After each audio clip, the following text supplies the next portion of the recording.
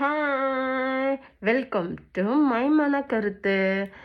So இன்னைக்கு நான் இதான் ஃபர்ஸ்ட் வீடியோ அப்லோட் பண்ண போகிறேன். ஸோ எனக்கு ரொம்ப நாளாக என் மனசில் குமுறிட்டு இருக்கிற சில கஷ்டங்கள், கொஞ்சம் டவுட்ஸ் எல்லாமே இதில் நான் உங்ககிட்ட ஷேர் பண்ணலான்னு நான் நினைக்கிறேன். ஸோ இது என்னதுன்னா, எனக்கு ரொம்ப நாளாக என் மனசில் ஏன் ஏன் ஏன் ஏன் அப்படின்னு இருக்கிறது தான் நான் இன்னைக்கு உங்ககிட்டயே நான் கேட்குறேன். ஓகேங்களா? ஸோ அது என்ன அப்படின்னா, கல்யாணம் முடியாத எங்களை மாதிரி ஒரு பொண்ணுங்களுடைய லைஃப் பற்றி தான் உங்ககிட்ட கேட்க போகிறேன். அது என்ன எனக்கு கேட்கணும் அப்படின்னா, ஒரு 25 வருஷம் அல்லது ஒரு 28, 29 வருஷம் அல்லது 30 வருஷம்னா வச்சுக்கோங்களேன். 30 வருஷத்துக்கு முன்னால் அல்லது 28 வருஷத்துக்கு முன்னால், 25 வயசுக்கு முன்னால், இந்த 3 டைம் ஏஜை வச்சுக்கோங்க. இந்த வருஷத்துக்கு முன்னால் பிறக்கிற ஒரு பொம்பளை பிள்ளை. ஸோ அதை நீங்கள் உங்கள் எல்லாத்துக்குமே தெரியும். பக்கத்து வீட்டில் இருக்கலாம், ஸோ ஏற்ற வீட்டில் இருக்கலாம், சொந்தக்காரங்களாக இருக்கலாம், யாராக வேணாலும் இருக்கலாம். ஸோ அவங்க எல்லாமே அந்த 30 வருஷத்துக்கு முன்னாலேயோ ஒரு 28 வருஷத்துக்கு முன்னாலேயோ நீங்கள் பார்த்து பிறந்த உடனே அந்த பிள்ளைய நீங்கள் பார்த்துருப்பீங்க. ஹாஸ்பிட்டலில் போய், வீட்டில் போய், அழகா இருக்கு பிள்ளை, லக்ஷ்மி பிறந்திருக்கிறா, அப்படி இப்படின்னு என்னெல்லாமோ நீங்கள் சொல்லுவீங்க. கரெக்டுங்களா? ஸோ அந்த மாதிரி பார்த்து வளர்கிற, உங்கள் கண்ணு முன்னாலேயே வளர்கிற அந்த பொண்ணை நீங்கள் பார்க்குறீங்க, பேசுகிறீங்க, பழகுறீங்க. அவங்களுக்கு ஒரு நல்லது கெட்டதுன்னா நீங்கள் போய் நிற்கிறீங்க. ஓகேங்களா? அது எல்லாம் கரெக்டுங்க நீங்கள் பண்ணுறது. ஆனால் அந்த பொண்ணுக்கு அந்த கல்யாண ஏஜ் வர டைமில் அந்த பொண்ணுக்கு கல்யாணம் நடக்கலைன்னா, ஏன் அதே பொண்ணை நீங்கள் பார்க்குற பார்வையே டிஃப்ரெண்ட்டாக இருக்குது? எனக்கு அது புரியவே இல்லை இப்போ வரைக்கும். ஓகேங்களா? உங்கள் கூடயே தான் இருக்குதா அந்த பொண்ணு? சின்ன வயசுலேருந்தே வளர்ந்துருப்பா, ஆண்டின்னு வீட்டுக்கு வந்திருப்பாங்க, அங்கிள்னு வீட்டுக்கு வந்திருப்பாங்க. ஸோ அக்கம் பக்கத்தில் ஃப்ரெண்ட்ஸ் கூட விளையாடிருப்பாங்க. எல்லாம் அந்த பொண்ணு பண்ணும்போது எல்லாமே நீங்கள் கூட இருந்தால் பார்க்குறீங்க. அதே அந்த பொண்ணுக்கு அந்த ஏஜில் கல்யாணம் நடக்கலைன்னா மட்டும், ஏம்மா பிள்ளைய கட்டி கொடுக்கல? ஏம்மா உனக்கு மேரேஜில் இன்ட்ரெஸ்ட் இல்லையா? ஏன் என்னாச்சு? காலத்துக்கு இந்த கல்யாணம்லாம் பண்ணணும், ப்ளா ப்ளா ப்ளா ப்ளா. எனக்கு புரியலை. அதெல்லாம் அந்த அந்த அந்த பொண்ணுக்கு மனசில் என்ன இருக்குன்னு நம்மளுக்கு தெரியாது. மேபி அந்த பொண்ணுக்கு படிக்கணும்னு இருக்கலாம். ஸோ மேபி அந்த பொண்ணுக்கு வேலைக்கு போகணுன்னு இருக்கலாம். இல்லைனா அந்த பொண்ணுக்கு ஃபினான்ஷியலி இண்டிபெண்ட்டாக இருந்துட்டு அதுக்கப்புறம் மேரேஜ் பண்ணலான்னு இருக்கலாம். மேபி சிலவங்களுக்கு லவ் ஃபெயிலியராக இருக்கலாம். ஸோ அது ஹீல் பண்ணுறதுக்கு கொஞ்சம் டைம் எடுக்கலாம். இல்லைன்னா சில டைம் அந்த பொண்ணுக்கு அந்த ஆசைப்பட்ட பையன் சைடில் இருந்து ஓகே ஆகணும், வீட்டில் பேசணும். ஸோ அந்த ப்ராப்ளம் கொஞ்சம் சால்வ் ஆக கொஞ்சம் டைம் எடுக்கலாம். அல்லது அந்த பொண்ணுக்கு வேண்டாம், ஏதாச்சும் ஒரு பாஸ்ட் டென்ஸில் நடந்த ஏதாச்சும் ஒரு விஷயம் மேபி அந்த பொண்ணுக்கு கொஞ்சம் ஹர்ட்டாக இருக்கலாம். ஸோ அதே மாதிரி ஃப்யூச்சர்லேயும் ஆகலாமான்னு இருக்கலாம். இல்லைன்னா அவங்க அப்பா அம்மா லைஃப் நல்லா ப்ராப்பராக போகாமல் இருந்திருக்கலாம். ஸோ நம்ம லைஃப்பும் இந்த மாதிரி இருக்கும். ஸோ பல சிந்தனை அந்த பொண்ணுக்கு மனசுலையுமே இருக்கும். ஆனால் அது எதையுமே புரிஞ்சிக்க மாட்டீங்க. ஸோ டேரெக்டாக அந்த பொண்ணுக்கு ஒரு சர்டன் ஏஜ், ஒரு 25 ஏஜ்லேருந்தே ஆரம்பிச்சிடுவீங்க அவங்க கேள்வி, கொஸ்டின்ஸ் எல்லாத்தையும் அந்த பொண்ணுக்கு மேலே திணிக்கிறதுக்கு. ஸோ அப்படி திணிச்சு இன்கேஸ் அந்த பொண்ணுக்கு ஒரு 29ஓ ஒரு 30ஓ ஏஜ் ஆகிடுச்சுன்னா, ஏன்ப்பா அந்த பொண்ணு வீட்டை வெளியே வரக்கூடாதா? ஆனால் புரியலை. ஏன்னா வெளியே வந்தால் ரோட்டில் வச்சு கேட்குறீங்க, உனக்கு எப்போம்மா மேரேஜ், எப்போம்மா கல்யாணம் சாப்பாடு போடக்கூட, எப்போம்மா? ஏன் மேபி அந்த பொண்ணுக்கே ஆசை இருக்காதா நமக்கு மேரேஜ் ஆகணும், ப்ராப்பராக செட் ஆகாமல் இருக்கலாம்? ஏன்னா அது புரியல. ரோட்டில் வச்சு கேட்குறீங்க. உடம்பு சரியில்லை அப்படின்னு சொல்லிட்டு ஹாஸ்பிட்டல் போனால் ஹாஸ்பிட்டல்லையும் வச்சு கேட்குறீங்க, என்னம்மா உன் பிள்ளைய நீ கட்டி குடிக்கலையா? ஏன்டி நீ கல்யாணம் வேணாம்னு சொல்கிற? நான் மாப்பிள்ளை பார்க்கவா, நான் பொண்ணு பார்க்கவா? எனக்கு புரியலை. எனக்கு மாப்பிள்ளை வேணும் அப்படின்னா நாங்கள் உங்ககிட்ட சொல்லலாம், தேவைப்பட்டால் சொல்லலாம். அதை விட்டுட்டு எங்கே போனாலும் சரி நாளைக்கு நான் மேரேஜ் முடிஞ்சுட்டேன், ஒரு நல்லது கெட்டது ஓகேங்களா அப்படின்னா நீங்களாம் முதல்ல நிற்பீங்க. இல்லை என் ஹஸ்பண்ட் கூட நான் ஹாப்பியாக இருக்கிறேன்னா ஓகே ஃபைன்ஸ், ஓகே நல்லா இருக்கிறேன் அப்படின்னு.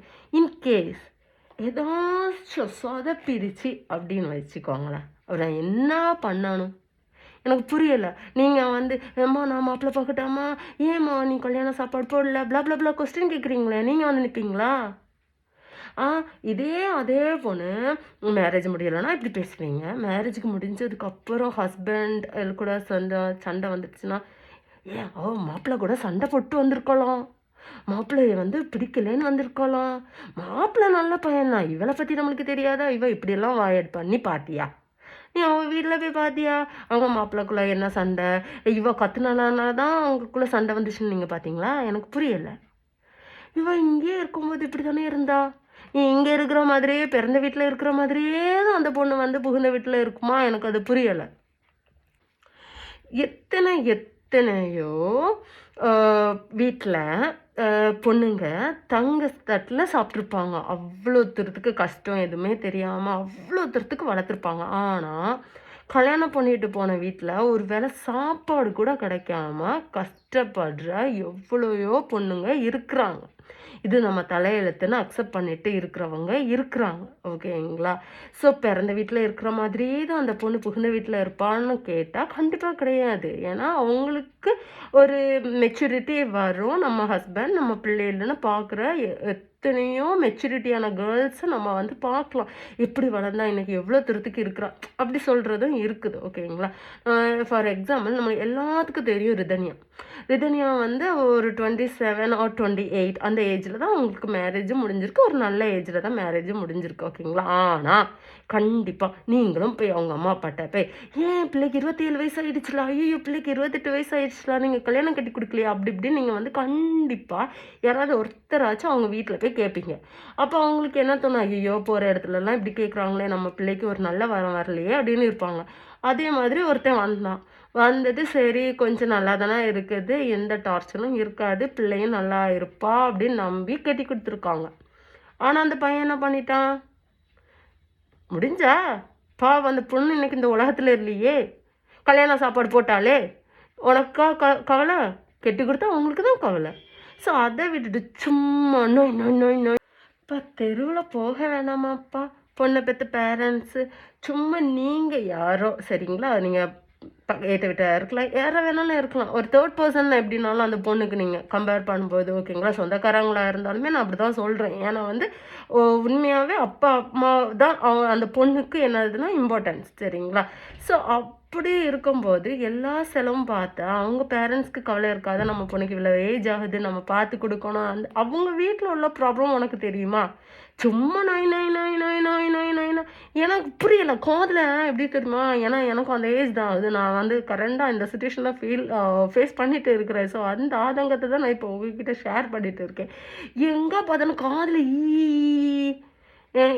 பொறுங்க, கல்யாண சாப்பாடு போகிற டைம் வரும், அப்போ உங்களை வீடு தேடி பத்திரிக்கையெல்லாம் வச்சு நாங்கள் அழைப்போம் சரிங்களா. ஸோ சும்மா போகிற இடத்துல எல்லாம் கேட்காதீங்க ப்ளீஸ், கொஞ்சம் மாச்சும் அமைதியாக இருங்க. ஸோ நான் இந்த வீடியோ வந்து யாரையாச்சும் ஹர்ட் பண்ணணும் அந்த மாதிரி ஒரு தாட்டில் நான் வந்து க்ரியேட் பண்ணல. பட் ப்ளீஸ் அந்த ஏஜ் ஆயிடுச்சுன்னா அந்த பொண்ணுக்கும் கொஞ்சம் ஸ்பேஸ் கொடுங்க. ஏன்னா வந்து ரொம்ப ரீசெண்டாக நான் ஒரு இன்ஸ்டா ரீல்ஸ் பார்க்கும்போது அந்த பொண்ணு மேரேஜ் முடிஞ்சு அந்த பொண்ணு ரோட்டில், அந்த மாப்பிள்ளை வீட்டு ரோட்டில் அந்த கேட்டுக்கு முன்னால் இருந்து அழுதுட்டு இருக்கிறா, என்னங்க கதவை தரங்க, எனக்கு நீங்கள் தான் வேணும். ஏன்னா மாப்பிள்ளை வந்து டிவோர்ஸ் கொடுத்துருக்குறான். அவள் சொல்கிறா, அவங்க அம்மா தான் இது பண்ணியிருப்பாங்க, மாமியார் தான் பண்ணியிருப்பாங்க, என் ஹஸ்பண்ட் ஒன்றுமே பண்ணியிருப்பாங்க. டிவோர்ஸ் நோட்டீஸ் அனுப்புனதே ஹஸ்பண்ட் தான். ஸோ அரேஞ்ச் மேரேஜாக இருக்கலாம், லவ் மேரேஜாக இருக்கலாம், எந்த மேரேஜாக இருந்தாலும் அந்த பொண்ணு அந்த ரோட்டில் உட்காந்து அழுது. அந்த வீடியோஸ் பார்க்கும்போது எத்தனையோ பேர் கண்ணீர் வடிப்பாங்க. அந்த பொண்ணை கட்டி கொடுத்த பேரண்ட்ஸ் கூட அழுவாங்க, எல்லாம் பண்ணுவாங்க இல்லை. ஸோ யார் கஷ்டப்பட்டாலும் அனுபவிக்கிறது அந்த பொண்ணு, புரிஞ்சுக்கோங்க. அதுதான் நான் வந்து சொல்கிறேன். நீங்கள் வந்து மேரேஜ் கேட்கல, கட்டி கொடுக்குறாங்க ஒரு ஃபோர்ஸில், அப்படி எல்லாம் இருக்கலாம். பட் நல்லதும் கட்டதும் அதை அனுபவிக்கிறது அந்த பொண்ணு, புரிஞ்சுக்கோங்க. அம்மா அப்பா கிடையாது, மாமியார் மாமனார் கிடையாது, அந்த பொண்ணு தான் அனுபவிக்கிறா, புரியுதா? ஸோ நீங்கள் கொஞ்சம் எங்களுக்கு ஸ்பேஸ் கொடுங்க. ஸோ மேரேஜுக்காக ஃபோர்ஸ் பண்ணாதீங்க. எங்கே பார்த்தாலும் இந்த ஏஜ் ஆகுது, அவங்கவுங்க தலையெழுத்தில் அவங்கவுங்களுக்கு என்னென்ன எழுதியிருக்கோ அதுதான் நடக்கும். நம்ம எவ்வளோ தான் போராடினாலும் எவ்வளோ தான் முட்டி போட்டாலும் ஒன்றும் நடக்காது. சிலவங்க பல வருஷமாக அலைன்ஸ் பார்த்துருப்பாங்க, ஆனால் செட் ஆகாது. பட் அது செட்டன் ஏஜில் அந்த அலைன்ஸ் செட் ஆகும், வித்தின் த ஃப்ராக்ஷன் ஆஃப் செகண்ட்ஸில் ஆயிரும். ஸோ அதனால் நீங்கள் அந்த மாதிரி உள்ள கேர்ள்ஸை நீங்கள் டிஸ்டர்ப் பண்ணாதீங்க. அவங்க பண்ணுவாங்க, கண்டிப்பாக பண்ணுவாங்க. என்ன 25ல் முடியலையா, மேபி ஒரு 26 27ல் முடியும் அவங்களுக்கு மேரேஜ். அதை விட்டுட்டு சும்மா அந்த மாதிரி ஹர்ட் பண்ணாதீங்க, புரியுதுங்களா? அதனால மட்டும்தான் நான் இந்த வீடியோ மேக் பண்ணியிருந்தேன். இன்கேஸ் நான் யாரையாச்சும் நான் ஹர்ட் பண்ணியிருந்தேன் அப்படின்னா எக்ஸ்ட்ரீம்லி சாரி. ஸோ நான் யாரையும் ஹர்ட் பண்ணதுக்குன்னு எடுக்கலை. மறுபடியும் சொல்கிறேன். பட் எங்களையும் ப்ளீஸ் கொஞ்சம் ஸ்பேஸ் கொடுத்து நாங்களும் 4 இடத்துக்கும் போகட்டுமே. மேரேஜ் முடியாதனால எங்களை ஒரு கொலை குத்தம் செஞ்சவங்கள மாதிரி ரோட்லலாம் வச்சு கொஸ்டின் மேலே கொஸ்டினெல்லாம் கேட்காதீங்க. ஸோ எங்களுக்கும் கொஞ்சம் ஸ்பேஸ் கொடுங்க, அதுதான் நான் சொல்ல வந்தேன். ஓகேங்களா? So thank you.